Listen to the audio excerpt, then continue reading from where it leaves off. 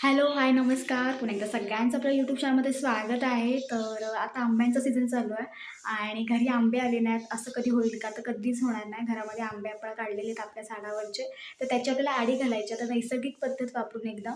तर कसे? तर आपण आढी घालणार आहोत म्हणजेच जो काही पेंडा आहे त्याच्यापासून आपण आढी घालणार आहोत.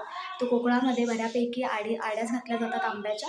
नाहीतर मग पुसून असे वगैरे साईडला ठेवले जातात छानपैकी लावून आणि तसे आंबे पिकतात. तर तुम्हाला ह्या व्हिडिओच्या मार्फत बघायला मिळेल की आढी कशी घातली जाते, काय घातली जाते, कशात आढी घातली जाते हे पण तुम्हाला बघायला मिळेल. तर व्हिडिओ आवडला तर लाईक करा, शेअर करा आणि चॅनलला सबस्क्राईब करायला अजिबात विसरू नका. तर आज आपण एकदम नैसर्गिक पद्धतीने आणि कोकणातील पद्धतीने आपण आढी घालणार आहोत आंब्यांची. ते पण कलमी हापूस आंबे आहेत, त्याची आपल्याला आता आढी घालायची आहे. तर चला जाऊयात, आपण घालूया. आणि हो, परत एकदा सांगते, व्हिडिओ आवडला तर नक्की लाईक करा, शेअर करा आणि चॅनलला सबस्क्राईब करायला अजिबात विसरू नका. तर चला आपण घालूया आता हापूस आंब्यांची मस्तपैकी आढी. तर इथे कलमाचे आपले आंबे आहेत. इकडे टोपली आहे. आता ही टोपली बघा खूप जुनी आहे, पण अजून पण चांगली आहे. जे बांबू असतात ते बांबूंपासून बनवले जातात आणि ह्या दिवसांमध्ये ना आमच्याकडे हे विणले जातात. मग तुमचे सूप असतील, टोपल्या असतील, मोठमोठे हारे असतील, टोकणे असे म्हणतात, टोके काय म्हणतात, जे कोंबडींचे असतात ते वाले. तर ह्या दिवसामध्ये ना रस्त्यावरती बायका अशा ना विणायला बसलेल्या असतात ना, अशा ह्या दिवसांमध्ये हे बनवले जातात टोपल्या. तर आपले आंबे पण बघा खूप मस्त आहेत, एकदम तयार आहेत. कलर पण खूप छान आलेला आहे आणि मेन म्हणजे साईज बघा आंब्यांची. अजिबात कुठलीही फवारणी नाही, काही नाही. एका कलमावरती आपले आंबे लागले होते. तर आता आपण त्याची आढी घालणार आहोत आणि तुम्हाला जर व्हिडिओ आवडला तर लाईक करा, शेअर करा आणि चॅनलला सबस्क्राईब करायला अजिबात विसरू नका. तर एकदम मोठे-मोठे आहेत बघा साईजला खूप आंबे. आता आंब्यांमध्ये पण आहे ना खूप जर मोठा आंबा असेल ना, तर त्याच्यानुसारच बाकीचे पण आंबे तसे असतात. तर आता इथे मी पेंडा टाकायला घेतला आहे. पेंडा आता तसं बघायला गेलं तर आपल्याकडे मिळतात बऱ्यापैकी पेंडे वगैरे. आपल्याकडे गुरं वगैरे बऱ्यापैकी आहेत, त्याच्यामुळे पेंडे इझिली मिळतात. आणि मेन म्हणजे आता हे लावणीचे वगैरे असतात पेंडे, तेच आपण यूज करतो. जेव्हा काय भात वगैरे झोडणी वगैरे असते, त्यानंतर जे पेंडा पडतो, तो पेंडा पण आता आणलेला आहे. आणि टोपल्या असतील, हारे असतील त्याच्यामध्ये किंवा ट्रे असतील अशामध्ये आढी ना ही घातली जाते. आणि पेंड्यामध्ये घालण्यामागे एवढंच कारण आहे की पेंड्यामध्ये मोठ्या प्रमाणात हीट असते आणि त्याच्यामुळे आंबे जे आहेत ते पिकण्याची जी काही प्रोसेस आहे ती लवकर होते आणि लवकर आंबा उजळायला पण सुरुवात होतो. तर इथे बघा मी पहिला पेंडा टाकलेला आहे. अति पण पेंडा नाही टाकायचा, जेणेकरून मग आंबे काय होतात पटकन सगळे पिकतात आणि एकदा आंबे जास्ती पिकले की खराब व्हायचे चान्सेस जास्ती असतात आणि खूप हीट झाली की ते जो काही वरचा देठ असतो त्याच्याजवळ जे आंबे कुसायला सुरुवात होते. तर इथे पहिले मी बऱ्यापैकी टाकलेला आहे पेंडा. आमच्याकडे टोपल्यांमध्ये, हारांमध्ये वगैरे टाकले जातात आणि ह्या दिवसांमध्ये मजा येते आढी वगैरे घालायला. आणि नंतर मग आपण 8 ते 9 दिवसांनी उघडून बघायची. त्याच्यानं आधी एकसारखं उघडत नाही बसायचं. 8 ते 9 दिवसांनी छानपैकी आंब्याला एक वेगळाच कलर, म्हणजे आंबे थोडक्यात काय, हिरव्या जो काही आंबा असतो तो छानपैकी पिकायच्या ह्याच्यामध्ये आलेला असतो. म्हणजे ती जी काही प्रोसेस आहे ती चालू होते. तर बघा मी पहिली हे टाकली. आपण 2 लेयर करणार आहोत कारण की आंबे खूप आहेत, त्याच्यामुळे आंब्यांची साईज पण मोठी आहे. तर आपण पहिली लेयर घालून घेणार आहोत, त्याच्यानंतर दुसरी लेयर घालणार आहोत. तर असे आंबे बघा खाली टाकायचे. तर मोठा हारा वगैरे असेल ना, तर खूप आंबे राहतात. एक 200-250 पण आंबे राहू शकतात त्याच्यामध्ये इझिली. मोठे हारे असतात ते.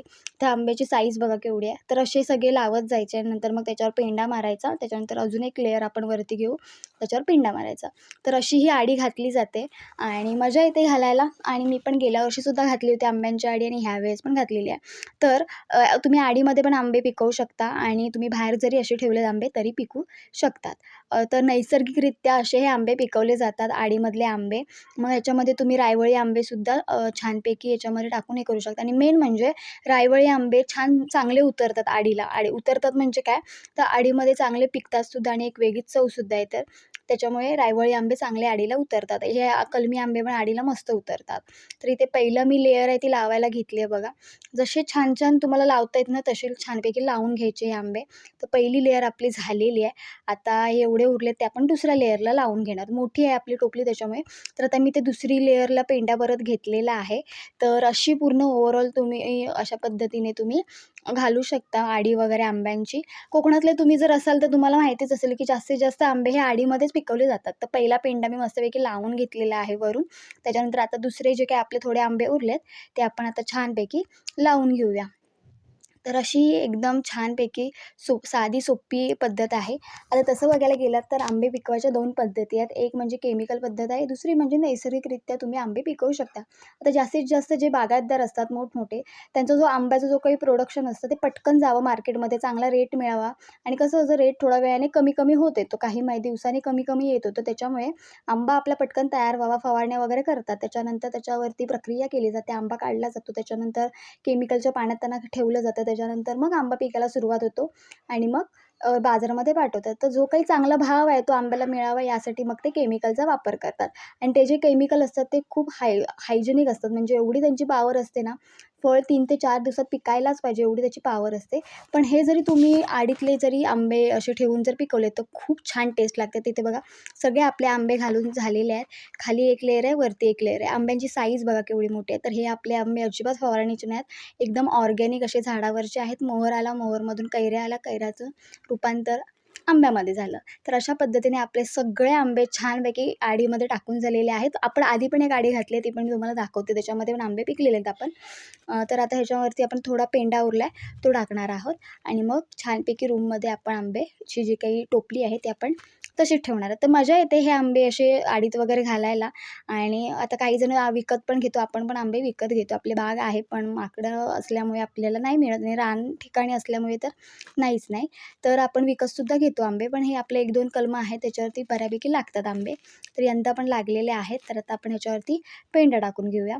तर अशा पद्धतीने आपण मस्तपैकी दरवर्षी अशा आडी करतो आणि तुम्हाला जर व्हिडिओ आवडला तर लाईक करा, शेअर करा आणि चॅनलला सबस्क्राईब करायला अजिबात विसरू नका. कोकणामध्ये कोणताही सण असू दे, कोकणामध्ये कोणतेही फळ असू देत, ते कशा पद्धतीने पिकावं हे त्या पारंपरिक पद्धतीनुसार लोकं तशी पिकवतात. आता दुसरी गोष्ट मी सांगते, लाईव्हमध्ये मी सांगितलं होतं, तर काही लोकांना आधी फळं चिकू तर आंबे वगैरे आहेत ना ते तांदळाच्या ह्याच्यामध्ये ठेवायचे, भुरीमध्ये पिकायला ठेवायचे. छोटी-मोठी फळं असतात ना, ते तशी पिकायला ठेवायचे. लोकं आधी ही पद्धत वापरायचे.